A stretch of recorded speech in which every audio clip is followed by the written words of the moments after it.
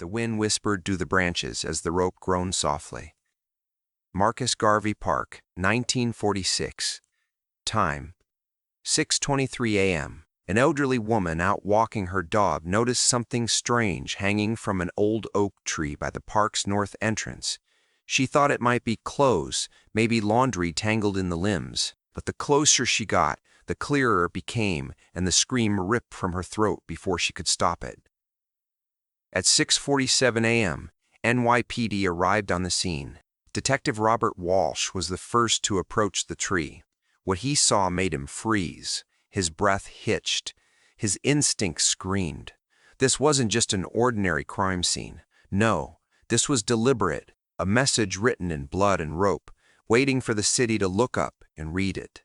A young black man, maybe 19 or 20, hung by a noose tied high to a heavy branch. His shoes dangled 3 feet above the ground. His neck twisted in a way that screamed he hadn't died quick. He wore a Columbia University sweatshirt, khakis, one shoe missing. His wrists were bruised and bloodied, rope burns carved into his skin. He'd fought 5 men against 1 teenager. On his chest was a crumpled note scrawled in jagged letters. "Collards, know your place." Walsh stood in the silence of the early Sunday morning, eyes scanning every corner of the empty park. The oak tree could be seen from 3 different streets. That wasn't an accident. The people responsible had wanted this to be witnessed, to cast fear like a shadow across Harlem. In New York, in 1946, in the North, a lynching had come home. The boy's wallet was still tucked in his pants. With unsteady fingers, Walsh pulled it free. A Columbia University student ID stared back at him. Name, Thomas Johnson. His heart sank. His face paled. Not him. Please, not him. His partner, Detective Sullivan, arrived. "Who is he?" Walsh's reply came as a whisper that ached with dread. "Thomas Johnson." "So we've got a name. Time to notify the family, his uncle's Bumpy Johnson." The 2 detectives didn't speak for several long seconds. The implications hung heavier than the body. Sullivan's gaze moved from the boy to the note to the brutality left on display. "What do we put in the report?" he asked, knowing full well what the truth was. Walsh looked down, unmoving. 20 years on the job meant he'd seen a lot, sworn to uphold law, justice, and the duty that came with the badge. But 5 white men had murdered a black kid, and no matter what proof he found, no matter how many names he wrote down, no jury would punish them. The system was built to crumble at moments like this. "Suicide," Walsh said at last. "But I said suicide," he repeated, this time firmer. "We write it up, file it, tell the family, and after that, we stay out of it." Sullivan's eyes narrowed. "You think Bumpy Johnson. I think those 5 just signed their own deaths, and the smartest thing we can do?" He paused. "Look away." Sullivan was silent, then nodded. "Suicide. Got it." They lowered Thomas Johnson from the tree, slid his body into the coroner's van, finished the paperwork, and waited for the silence to break. Thomas was 19, a freshman at Columbia, pre-law. He dreamed of becoming a civil rights attorney, of winning battles in courtrooms, not the streets. Brilliant, reserved, glasses too big for his face, a book always in his hand. Professors called his mind exceptional, the kind you don't see often. Thomas lived with his mother, Ruth Johnson, Bumpy's older sister, in a small apartment on 135th Street. Every Sunday at 6 a.m., without fail, he walked through Marcus Garvey Park on his way to Abyssinian Baptist Church, always the same time, always the same route. And someone had noticed. Someone had tracked his movements, waited, and chosen their moment carefully. The KKK in 1946 wasn't limited to the Deep South. They had secret chapters in northern cities, New York, Chicago, Boston. They met in basements and back rooms, hiding behind blue-collar jobs and clean-shaven smiles. In Harlem, a 15-man group held Friday night meetings in a warehouse on East 98th Street. By day, they were clerks, machinists, storekeepers. No one suspected them. But on September 13th, they picked 5 of their own for a mission. to send Harlem a message. One Harlem would never forget. Those men were Danny Morrison, Rick Sullivan, Lou Bennett, Frank Dorsy, and Charlie Ross. They didn't pick Thomas by accident. He was everything they hated: smart, visible, black, and rising. He wore his success like a target. On September 15th, 1946, just after dawn, those five waited in Marcus Garvey Park. At 6:05 a.m., Thomas entered the park, Bible in hand like always. But he never made it to church. They were waiting in the dark. No hoods. This wasn't a ritual. This was punishment. Thomas tried to escape. He spotted them and took off running. He maybe made it 20 feet before they brought him down. He fought hard. He was small, 5'7", 140, but he fought like hell. His glasses flew off. His Bible hit the grass. They pinned him. Danny pulled a rope from his coat pocket, already knotted. Thomas cried, begged them to stop. Charlie Ross froze for a second, clearly shaken. This wasn't justice, this was murder. But Danny threw the rope over a branch. The rest helped. Thomas kicked and gasped, clawing at the rope around his neck while 5 men held it firm. 4 minutes. That's how long it took him to die. It wasn't quick. It wasn't clean. It was slow, brutal, final. When it was over, they pinned a note to his shirt, collards, "Know your place." Then they vanished, back to their regular lives, their kids, their Sunday breakfasts. Certain the cops would ignore one more dead black boy. They had no idea who he was related to, or what came next. At exactly 7:12 a.m., Bumpy Johnson answered the call. The voice on the other end was trembling. "Boss, it's Thomas, Ruth's son. They found him this morning in Marcus Garvey Park. He's gone." Bumpy didn't speak, didn't even move, just held the phone.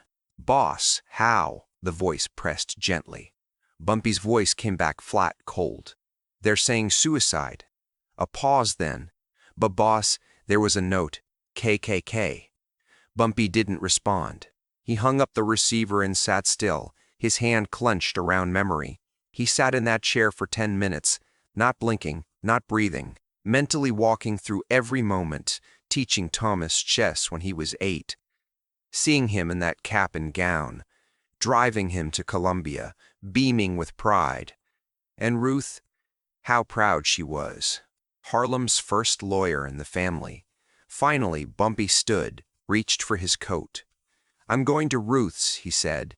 There was no fire in his tone yet, just gravity dragging him forward. One man, already mourning, already burning. Ruth Johnson only lived 4 blocks away. When Bumpy walked in, she was curled on her couch. Neighbors gathered around her like insulation, but grief chewed through it all. There's no comfort for a mother after this. Eyes swollen, face hollow, she looked up and said, "They took my baby." Bumpy sat beside her silently, held her hand. "I know," her voice cracked. "Police said suicide. Said my boy did it himself." Bumpy didn't answer. "It wasn't suicide," she added. "Then what was it? Murder." Ruth started shaking. Bumpy wrapped an arm around her, letting her sob into his jacket. And as he held his sister, his heart breaking, he felt something else rise inside him. Something darker, deeper. He had run Harlem for 2 decades, commanded armies of men, but right now, he had never felt more powerless. His nephew was gone. No amount of money or muscle could bring Thomas back. But maybe someone could pay for it. Maybe Harlem could send a message of its own. When Ruth's sobs subsided, Bumpy finally spoke. His voice was calm, final. "I'm going to handle it." "Handle what?" "The ones who did this." Ruth looked at him, eyes bloodshot but focused. "Will it bring Thomas back?" "No." "Then why?" "Because it's justice. Because Harlem needs to know this ends now. No more sons hung from trees in the middle of our parks." She stared at him in silence. Finally, she nodded once. "Then make them understand. Make them feel what I feel." "I will," he said. At exactly 9 a.m., Bumpy stood under that same tree in Marcus Garvey Park. Police had been there, taken the body down, renewed the rope, but they'd missed the small things. Bumpy didn't. 5 cigarette butts near the base of the trunk, all different brands. Men killing time. He collected them, Nearby, 5 footprints in the dirt, work boots widespread. Factory shoes. Then he spotted it, a single button, ripped during the fight, standard blue-collar uniform. And lastly, a half-burned matchbook, Ollie's Tavern, East 96th. Bumpy pocketed everything, every trace of carelessness they left behind. Then he began searching the park itself, moving methodically, scanning the benches, the bushes, the entrance paths. He halted near the north gate when he spotted an old figure slumped on a bench. Curtis, the kind of man Harlem walked past daily, invisible, homeless, but eyes like his always saw things. Bumpy approached quietly, sat beside him. Curtis. The man twitched. "Mr. Motter. Johnson, I don't want no trouble." "You won't get trouble," Bumpy said softly. "You'll get protection. And money. Just tell me what you saw." Curtis glanced around, nervous, then leaned in closer. 5 white boys. Came round 5:30 this morning. Sat there smoking, talking loud. Laughing 'bout teaching some fancy Columbia kid a lesson.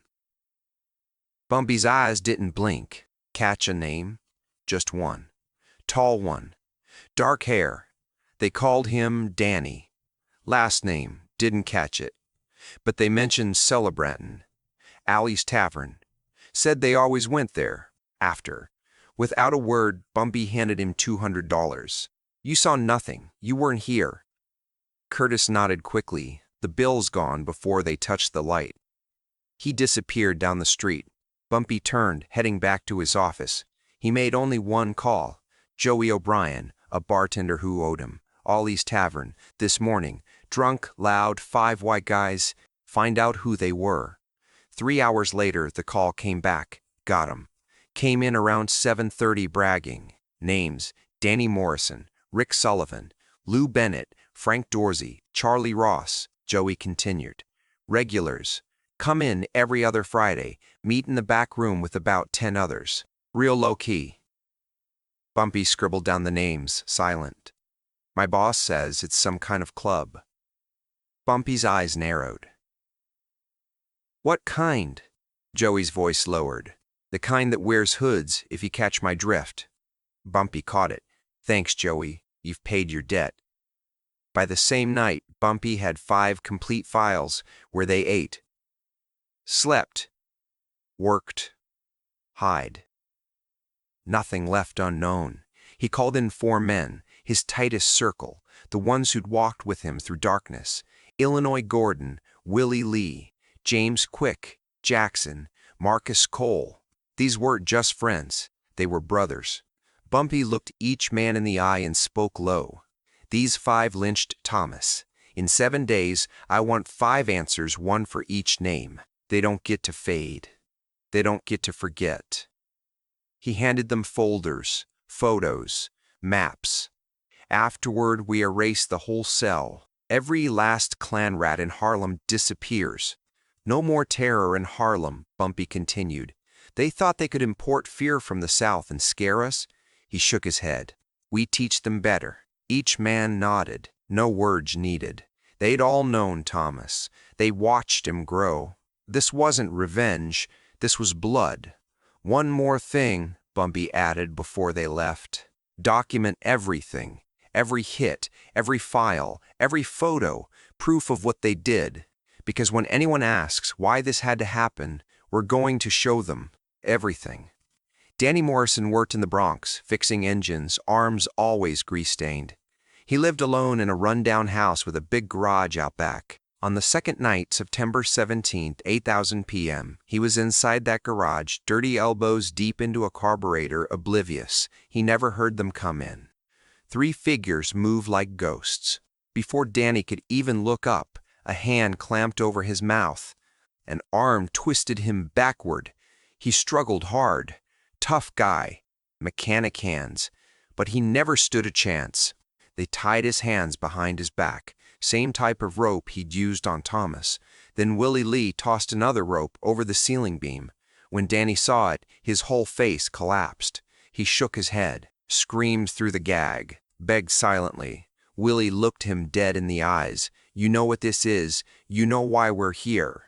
The noose dropped around his neck, and they hoisted, slow, measured, letting him feel every inch of suffering, every pull of the cord. For 30 seconds, Danny fought for air, then they dropped him. He gasped, choked, crying, thinking it might be mercy. Then they pulled him back up. 3 times they did this. No words, no noise, just the rope and his choking. On the 4th time, they let him hang until nothing moved. Then they cleaned the room, set up a camera, took pictures, proof. His wife found him the next evening at 600 p.m., still swinging, pinned to his chest, 1 down, 4 to go. You knew your place. Now you're in it. Rick Sullivan took the news hard. Once he heard what happened to Danny, he stopped smiling, started locking every window, watched shadows. But he still had to work, still had a job at the factory, still had to go home. On September 18th, he came home like always, around 5:30 p.m., plopped down in his garage to fix the lawnmower. He didn't notice the faint smell of gasoline, didn't see the window behind him. His usual emergency exit was now nailed shut from the outside. Rick hummed to himself while he worked, wiping sweat from his brow. 20 minutes passed before he heard something, barely a sound, liquid dripping, spreading across concrete. He turned and saw his gas can overturned. He hadn't touched it. That's when panic set in. He bolted for the garage door, but the handle wouldn't move. Locked. Eyes wide, he spun to the side window, yanked at it desperately. Nothing. Nailed shut. That's when he saw the flicker. A lit match slid through the mail slot. Rick screamed as fire ignited instantly. Flames raced over the floor toward him. He charged the door, slammed into it. Once, twice, the third hit splintered the wood, and he tumbled into the driveway on fire. Neighbors ran out, beat at the flames with jackets and blankets. Paramedics arrived. Rick survived, but barely. 60% of his body burned to the bone. His face melted beyond recognition. He'd live, but a ghost of who he was. The fire crew found a note on the mailbox, 2 down, 3 to go. Felt the fire? So did Thomas. Lou Bennett had always felt safe in the woods. Hunting, camping. It was his way to escape the city when life got loud.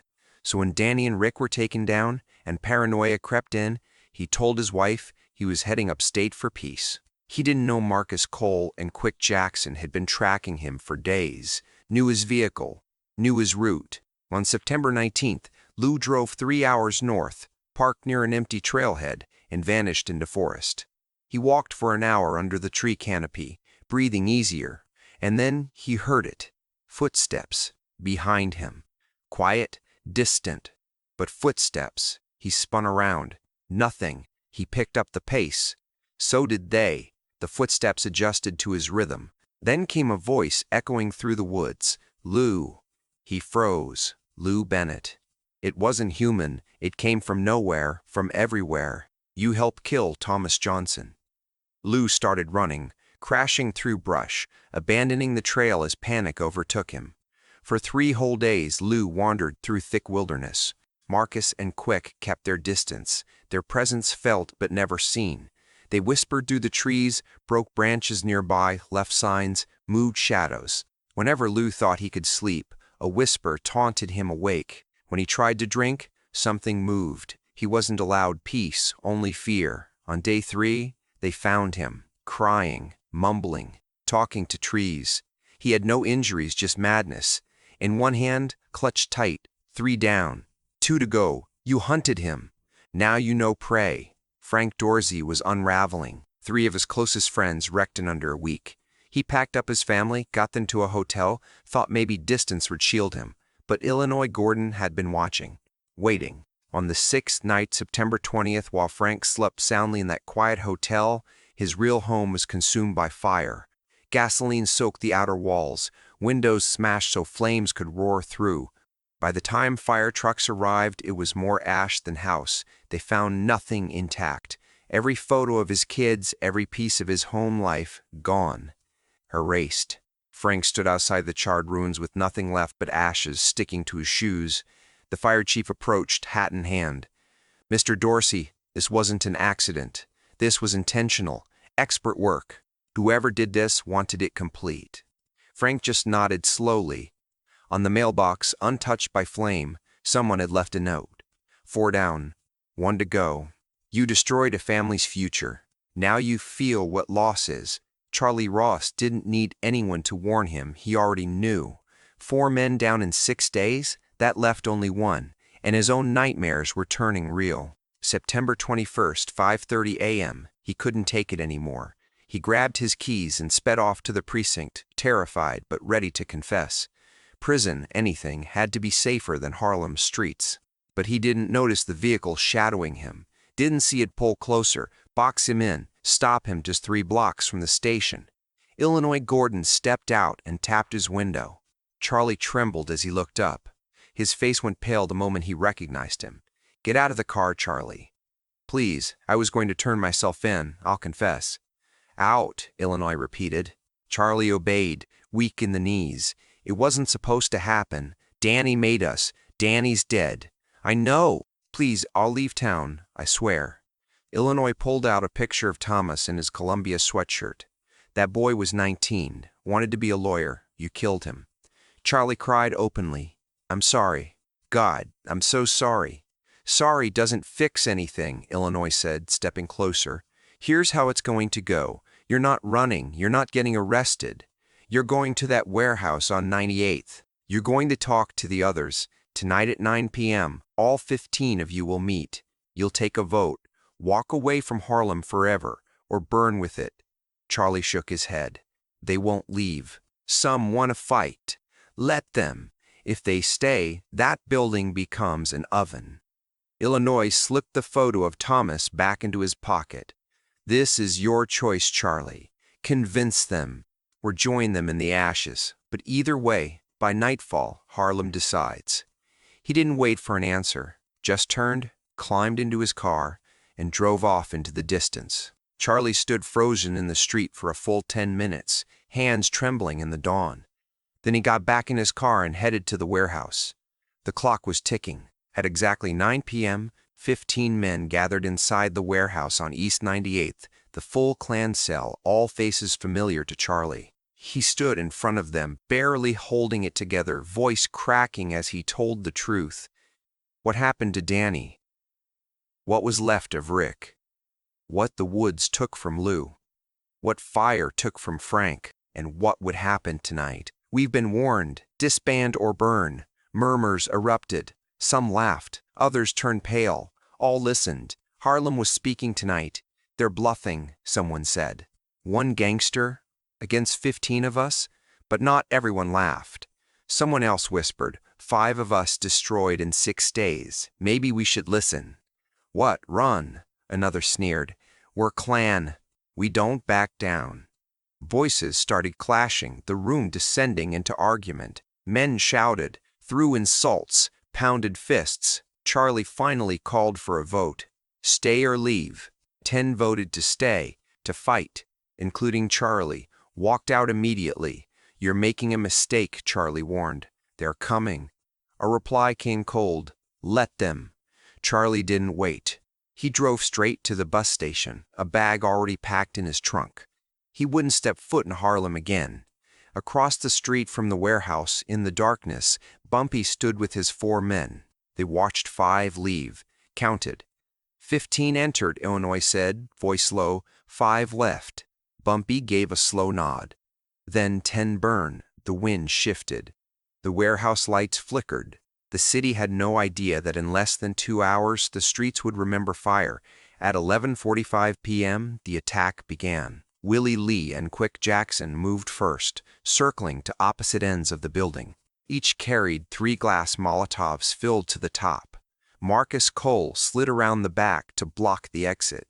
Illinois took position at the front. Bumpy stood still across the street, hands in his pockets, eyes sharp. At 11:47 p.m., the first bottle crashed through a window, then a second, then a third, 6 total bottles. Gasoline and flame met the air together. The warehouse exploded into chaos. Flames licked the walls, windows shattered from inside. Men screamed, pounded the doors. The front entrance wouldn't budge. Illinois had chained it from the outside. The back door creaked open, and 3 men ran out, blistered, burned, choking. Marcus let them go. Not every punishment meant death. Sometimes survival hurt more. Inside, the fire fed like it had waited its whole life. 7 men never made it out. 7 bodies burned down to silence. The official fire department report was brief: accidental fire, faulty storage of flammable liquids, possible illegal alcohol production. The NYPD's investigation lasted just 48 hours before closing the file permanently. No suspects, no questions, no claims. Detective Walsh scanned the final report and slid it into the bottom drawer of his cabinet. A note in the margin: closed. He never spoke of it again. By the morning of September 23rd, the Klan's reach in Harlem was not only broken, it was buried. 5 men had laid their hands on Thomas Johnson. Danny Morrison, dead, hanging in his own garage. Rick Sullivan, alive but disfigured, broken, a shadow. Lou Bennett, mind destroyed, lost inside a mental ward. Frank Dorsy, houseless, a life burned to ash. Charlie Ross, gone, disappeared across state lines. The remaining 10 who stayed behind, 7 died that night. The other 3 stumbled away scarred and scared. By sunrise, Harlem's message was carved in flame: "You don't come for our children." The rest of the Klan members in New York got the message loud and clear. Those who hadn't shown up that night vanished fast. They burned their robes, destroyed any records, fled the city, or melted quietly into everyday life, pretending none of it ever happened. The cell on East 98th was no more.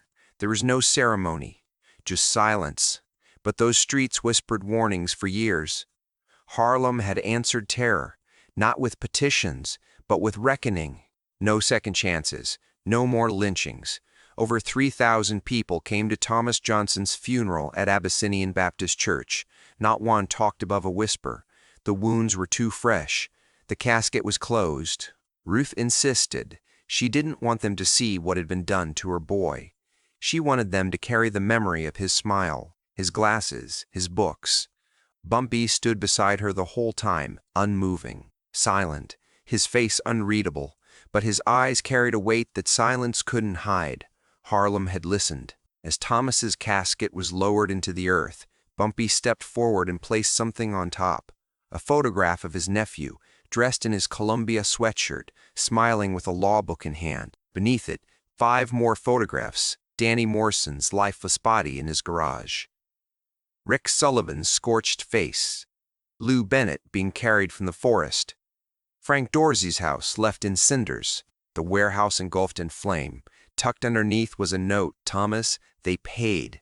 All of them. Harlem delivered justice. Rest now. Your mom is safe.